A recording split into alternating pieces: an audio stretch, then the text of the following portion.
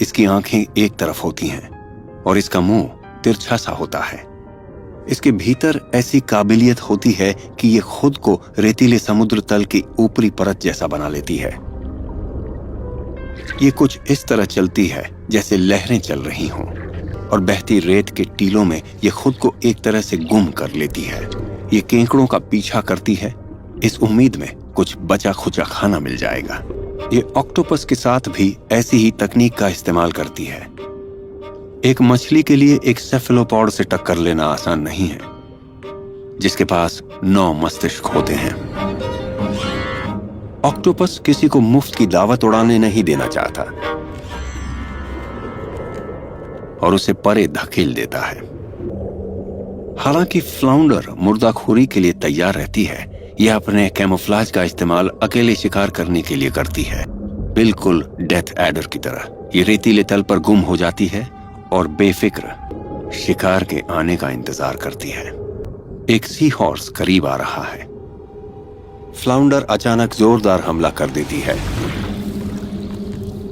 पर कुछ ही पलों में यह अपने शिकार को छोड़ भी देती है, शायद इसलिए कि वो किसी और बड़े शिकार को खाना चाहती है।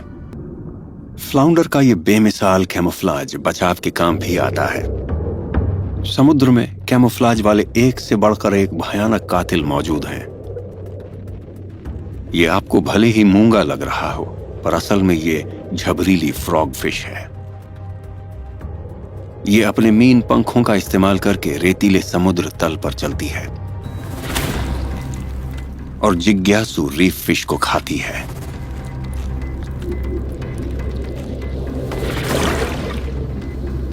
इसे फ्लाउंडर नजर आ गई है जो हिल नहीं रही है। यह अच्छा फैसला नहीं है। फ्रॉग फिश का मुंह बहुत ही ज्यादा चौड़ा होता है, इसलिए यह मछली को साबुत निगल सकती है। लेकिन एक फ्लाउंडर इसके लिए कुछ ज्यादा ही बड़ा शिकार है। हालांकि इसने फ्लाउंडर को सिर के बल निगला था, पर उसने इसे उगल दिया है और वो भाग खड़ी हुई है।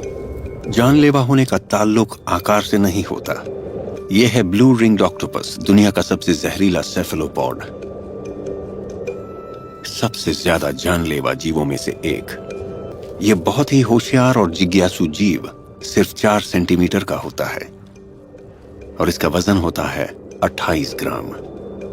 लेकिन इसकी लार ग्रंथियों में एक सहजीवी बैक्टीरिया रहता है जो एक ऐसा पेचीदा जहर तैयार करता है जो पल भर में आपकी कहानी खत्म कर सकता है। कुछ ही मिनटों में इसका जहर 26 वयस्क इंसानों की जान ले सकता है। यह साइनाइड से 1000 गुना ज्यादा ताकतवर होता है और इसका कोई उपाय भी नहीं है। लेकिन ऑक्टोपस बहुत बार चेतावनी देता है। दूसरे सेफेलोपॉड की तरह ये अपनी त्वचा पर मौजूद नन्हे बिंदुओं के रंग को काबू में कर सकता है, जैसे किसी तस्वीर के पिक्सल हों। अपने बचाव में काटने से पहले ये चटकीले नीले छल्ले दिखाता है। ये संकेत है कि आप दूर चले जाओ। शुक्र है कि ये आमतौर पर दिन में नजर नहीं आता। ये रात के अंधेरे में रेत में घात लगाता है और शिकार की तलाश करता है। इसे एक केकड़ा नजर आया है।